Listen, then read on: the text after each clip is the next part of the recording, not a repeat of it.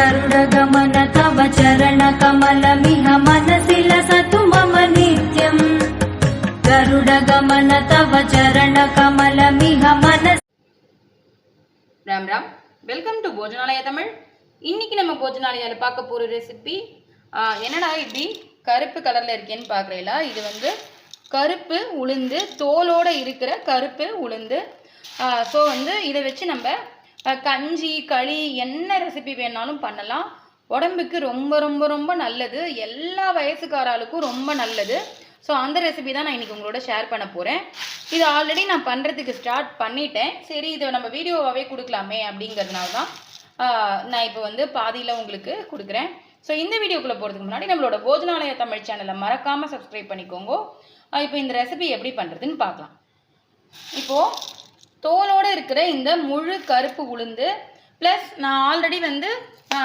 இன்னும் கொஞ்சம் வந்து உடைச்ச உளுந்தும் என்கிட்ட இருந்தது ஸோ நான் வந்து ரெண்டையுமே எடுத்துட்டு இருக்கேன் இதுக்கு வந்து அளவு என்னன்னு பார்த்தேன்னா ஒரு கப்பு உளுந்து எடுத்துக்கிறோம் அப்படின்னா அதில் 1/4 கப்பு பச்சை அரிசி நம்ம சேர்த்துக்கணும் ஸோ அதுதான் இதோட மெஷர்மெண்ட்டு நான் டிஸ்கிரிப்ஷனில் நான் தெளிவாக மெஷர்மெண்ட் கொடுக்குறேன் இப்போ வந்து இது எப்படி பண்ணுறதுன்னா இந்த தோலோடு இருக்கிற உளுந்தை நல்லா வாஷ் பண்ணிக்கணும் ஒரு தடவைக்கு 2 தடவை 3 தடவை நம்ம அதோட குவாலிட்டி பியூரிட்டி எப்படி இருக்குங்கிறத பார்த்துட்டு நீங்கள் வாஷ் பண்ணிக்கோங்க நல்லா களைஞ்சிட்டு தண்ணியை சுத்தமாக வடிய வச்சுட்டு ஒரு துணியிலையோ இல்லை கூடையிலையோ நல்லா போட்டுறணும் அந்த ஈரம் நல்லா போனதுக்கு அப்புறமா அது பாருங்க நான் இப்போது வெறும் இழுப்பு சட்டியில் இதை அப்படியே போட்டு வறுக்கிறேன் என்கிட்ட வந்து முழு உளுந்தும் இருந்தது உடைச்ச உளுந்தும் இருந்ததுங்கிறதுனால நான் ரெண்டையும் மிக்ஸ் பண்ணியிருக்கேன் ஒரு விதத்தில் வந்து நம்ம அது நல்லது தான் இது வந்து முழுசாக இருக்கும் பொழுது அது வறுபட்டிருக்கா இல்லையான்னு நமக்கு தெரியாது அதனால நம்ம இப்போ நீங்கள் வந்து உங்ககிட்ட முழு உளுந்து இருக்குது அப்படின்னா கொஞ்சம் அதோட இந்த நார்மல் உளுந்தும் சேர்த்துண்டேல் அப்படின்னா தோல் இல்லாத உளுந்து அது வறுபட்டிருக்கா இல்லையான்னு நீங்கள் தெரிஞ்சுக்கலாம் ஸோ இப்போ நான் வந்து இந்த உடைச்ச உளுந்தும் இதில் கலந்துருக்கிறதுனால எனக்கு இது எந்த அளவு வறுபட்டிருக்குங்கிறது தெரியும் இது எப்படி உடைச்ச உளுந்து எந்த அளவுக்கு வறுபட்டிருக்கோ அதே அளவுக்கு தான் அதுவும் வறுபட்டிருக்கும் ஸோ நல்லா இது வந்து ஒரு கோல்டன் ப்ரௌன் ஆற அளவுக்கு நம்ம வறுத்துக்கணும் ஸோ வந்து தண்ணியை சுத்தமாக வடிய வச்சுட்டு நம்ம வறுத்தோம் அப்படின்னா ஈஸியாக வறுபட்டுரும் இது பாருங்கள் ஒரு ஷிஃப்ட்டு நான் வந்து முழு உளுந்து ஆல்ரெடி வறுத்து வச்சுருக்கேன் இது பாருங்கள் இப்படி எடுத்து போட்டால் கலகலன்னு சத்தம் வரும் நீங்கள் ஒரே ஒரு உளுந்து எடுத்து வாயில் போட்டு பார்த்தேன் அப்படின்னா நல்லா வந்து மொறு மொறுன்னு இருக்கும் நல்ல வாசனையாக இருக்கும் உளுந்து எப்பயுமே வறுக்கும் பொழுது வாசனை வரும் இப்போ பார்த்தீங்கன்னா இது நல்லா கோல்டன் ப்ரௌன் அளவுக்கு வறுபட்டுருச்சு ஸோ நம்மள இந்த தோல் இல்லாத அதாவது உடைச்ச உளுந்தும் இதில் நம்ம கலந்துருக்கிறதுனால இது வறுபட்ட அந்த பக்குவம் நமக்கு ஈஸியாக கண்டுபிடிச்சிடலாம் ஸோ நீங்கள் இந்த மாதிரி கருப்பு உளுந்து வறுக்கும் பொழுது கொஞ்சம் வந்து இந்த உடைச்ச உளுந்து முழு உளுந்தோட கொஞ்சம் உடைச்ச உளுந்து கலந்துக்கலாம் அப்படி இல்லைன்னா நார்மல் உளுந்து இருந்துன்னா கொஞ்சம் கலந்துட்டேன்னா இந்த வறுபடுற பக்குவத்தை ஈஸியாக கண்டுபிடிச்சிடலாம் அதுக்காக தான் நான் சொன்னேன் இப்போ இது வறுபட்டுருது இப்போது இது தனியாக எடுத்து வச்சுட்டாச்சு நம்ம அந்த உளுத்தம்பருப்பை அதே இழுப்பு சட்டிலேயே நான் வந்து ஒரு கப்புக்கு 1/4 கப்பு அரிசின்னு பச்சை அரிசி நார்மல் சாப்பாட்டு பச்சை அரிசி நான் களைஞ்செல்லாம் உணத்துல நல்ல பேக்கெட் அரிசிங்கிறதுனால நீங்கள் வேணும்னா அதையும் வாஷ் பண்ணிக்கலாம் இது அப்படியே இதையும் நல்லா கோல்டன் ப்ரௌன் ஆற அளவுக்கு நம்ம வறுத்துக்க போகிறோம் எந்த கப்பாக வேணால் இருக்கட்டும் ஒரு கப்பு உளுத்தம்பருப்புனா 1/4 கப்பு பச்சரிசி அந்த மாதிரி கணக்கு பண்ணிக்கோங்க இதையும் இப்போ நம்ம வறுத்து எடுத்துக்கலாம் இது பாருங்க எந்த அளவு வறுபட்டிருக்குன்னு ஸோ இதுவும் ஒரு கோல்டன் ப்ரௌனில் ஆகணும் இந்த அளவுக்கு வறுபட்டால் போதும் ரொம்ப சிகப்பாக வறுக்கணும்னு கிடையாது ஓரளவுக்கு வறுபட்டால் போதும் இப்போ இதையும் நம்ம ஆற வச்சுட்டு நல்லா அந்த உளுந்து அரிசி ரெண்டையுமே நைஸாக பொடி பண்ணி ரெண்டையுமே ஒன்றா பொடி பண்ணிக்கலாம் ஒன்றும் பிரச்சனை இல்லை பொடி பண்ணி எடுத்துகிட்டு வந்துட்டு உங்களுக்கு காமிக்கிறேன்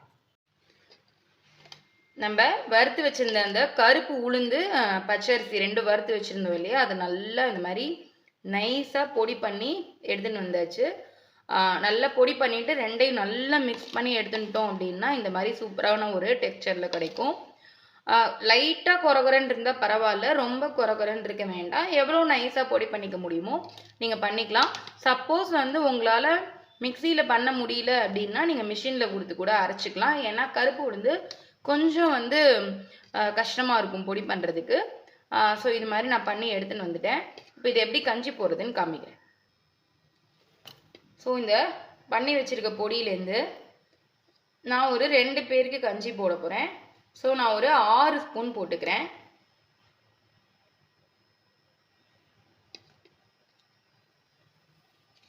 இந்த மாதிரி போட்டுண்டாச்சு.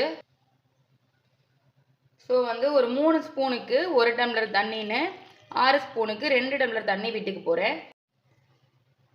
ஆல்ரெடி 1 டம்ளர் விட்டாச்சு. இப்போது 2வது டம்ளர் 2 டம்ளர் தண்ணி விட்டு இப்போ நல்லா இதை கையால் கட்டி இல்லாமல் கரைச்சி எடுத்துக்கணும்.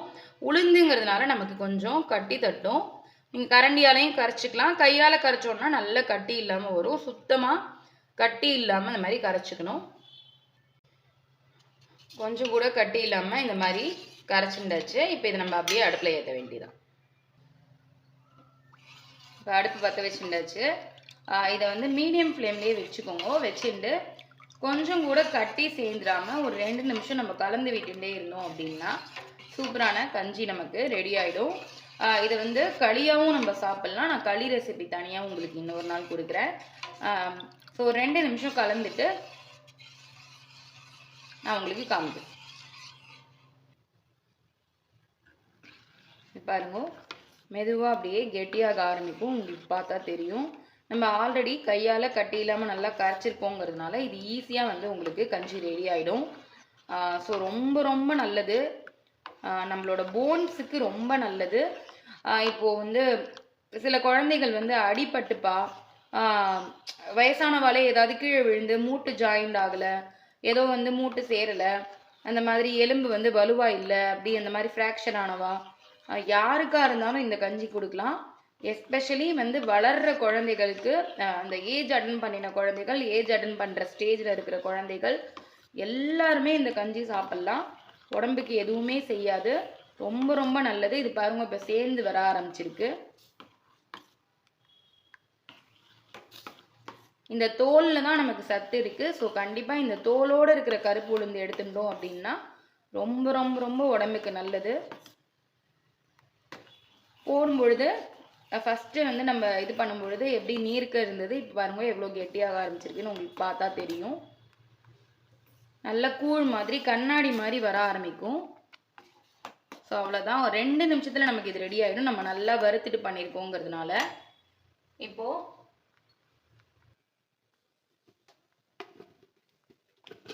இது நல்லா கொதிச்சு பாருங்க இந்த மாதிரி கண்ணாடி ஸ்டேஜுக்கு வர ஆரம்பிச்சிருக்கு. அவ்வளோதான், சூப்பரான கஞ்சி ரெடி ஆகிடுச்சு. இது வெந்துருத்துங்கிறதுக்கு இந்த கண்ணாடி பதம் தான் வந்து நமக்கு அடையாளம். இப்போ அடுப்பை ஆஃப் பண்ணிவிட்டு இதுக்கு நான் நாட்டு சர்க்கரை சேர்த்துக்கிறேன். உங்களுக்கு எவ்வளோ ஸ்வீட் வேணுமோ அதுக்கேற்ற மாதிரி சேர்த்துக்கோங்க. கருப்பட்டி கூட சேர்த்துக்கலாம்.